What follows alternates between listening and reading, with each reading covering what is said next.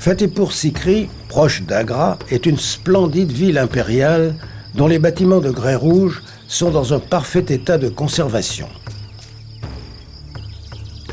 La naissance de cette mystérieuse cité fait l'objet d'une légende. À Sikri vivait un saint, qu'Akbar, en mal d'héritier, alla consulter. Un fils naquit l'année suivante et Akbar, reconnaissant, fit construire un palais en ce lieu. Mais il l'abandonne 14 ans après pour repartir en campagne et par suite d'un manque cruel d'eau, Fatehpur deviendra une ville fantôme. C'est le hall des audiences publiques d'où Akbar rendait une justice parfois expéditive, car selon la légende, c'est ici qu'était attaché Iran, l'éléphant royal, qui avait le triste privilège d'écraser sous son pied la tête des condamnés.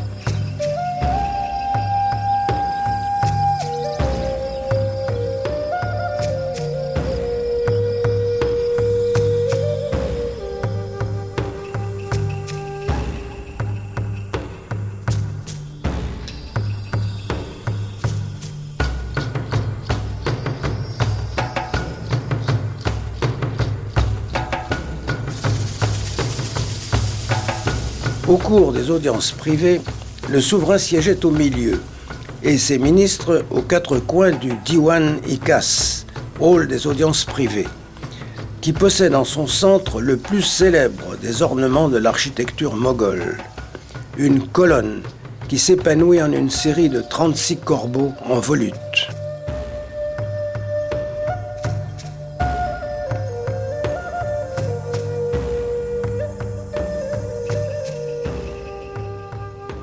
Le Panch Mahal, ou palais de la sultane, évoque les temples en bois bouddhistes.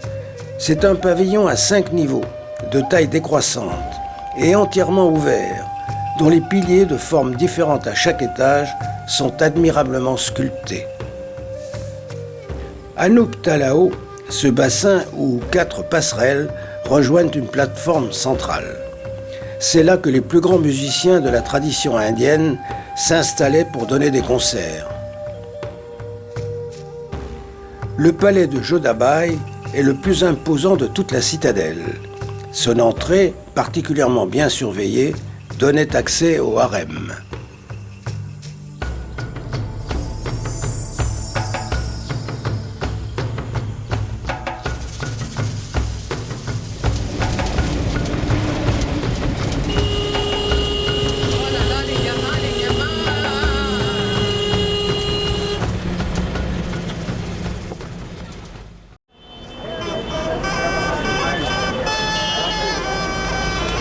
Construite en 1727 par Jai Singh II, Jaipur fut repeinte tout en rose en 1876 lors de la visite du prince de Galles. Elle est connue depuis sous le nom de ville rose. Le Hawa Mahal, ou palais des vents, est en réalité la simple façade d'un palais du Zenana, l'équivalent hindou du harem, destiné aux femmes de la cour qui pouvaient regarder au travers des petites fenêtres treillagées et finement sculptées le spectacle de la rue sans crainte d'être vu.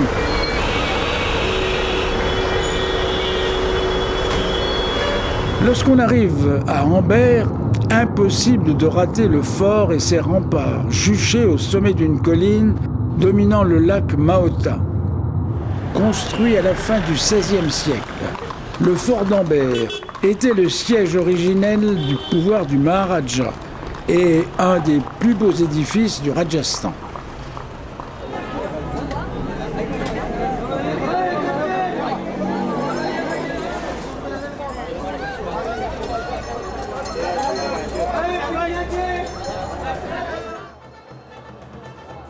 On accède à cette cour par la Suraj Pol, porte du soleil, tournée vers le soleil levant.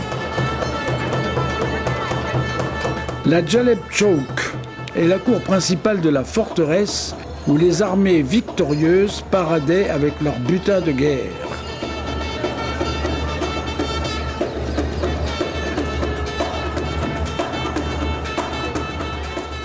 Au milieu de la grande cour s'élève le Diwan-i-Am, où le Maharaja s'adressait à son public et recevait ses doléances. Ganeshpol est la porte de cérémonie conduisant à un dédale de palais et jardins donnant sur les quartiers privés des souverains.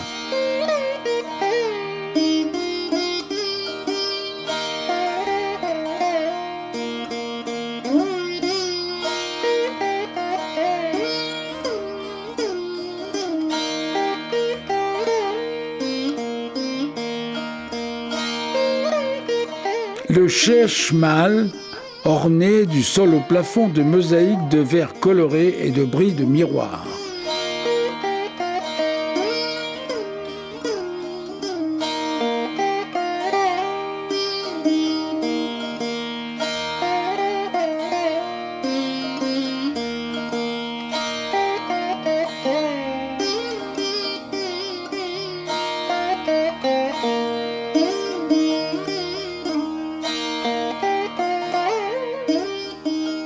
Le palais de Man Singh est dans la partie la plus élevée et aussi la plus ancienne du fort d'Amber, où se trouvaient les appartements royaux ainsi que le zenana, les appartements des dames de la cour. Contrairement à une idée reçue, le cobra est pratiquement sourd. Il n'est pas attiré par la musique, mais par le mouvement de la flûte qui met alors le reptile en position de défense.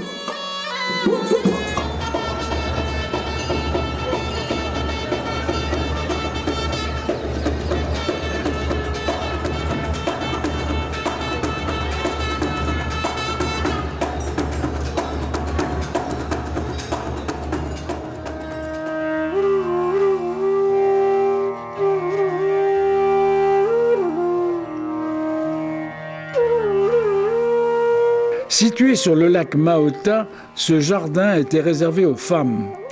Pour y accéder, et afin de leur éviter le risque d'un contact masculin inapproprié, ces dernières pouvaient s'y rendre directement de leur chambre à l'aide d'un système de nacelle.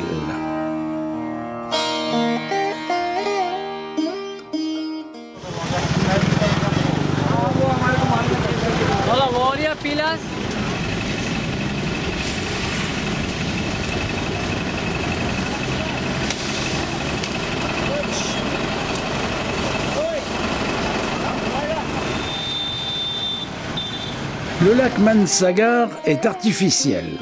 Il a été conçu comme un lieu de loisirs, notamment pour les parties de chasse royales aux canards.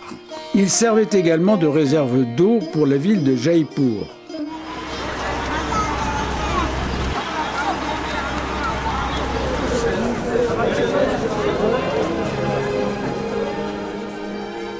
Le Jantar Mantar, ou observatoire d'astronomie, a été pensé par Sawai Jai Singh, grand érudit en astronomie et mathématiques.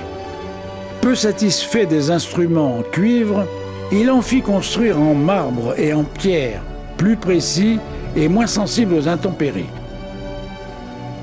Aux non-initiés à l'astronomie, les divers instruments, d'une beauté abstraite et futuriste, peuvent susciter un certain désarroi.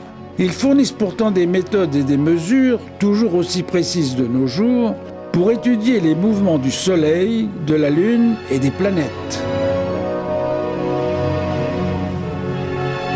Ce cadran solaire de 27 mètres de haut permet d'obtenir aux équinoxes une mesure de l'heure atteignant une précision d'une demi-seconde.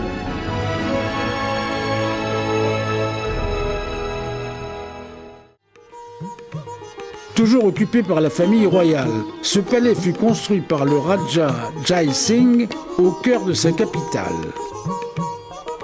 Cette entrée abrite 2 jarres en argent destinées à transporter 9000 litres d'eau du Gange pour les ablutions du Maharaja lors de son voyage en Angleterre en 1902. Le Palais de la Lune est la résidence privée du Maharaja qui s'élève majestueusement sur 7 étages.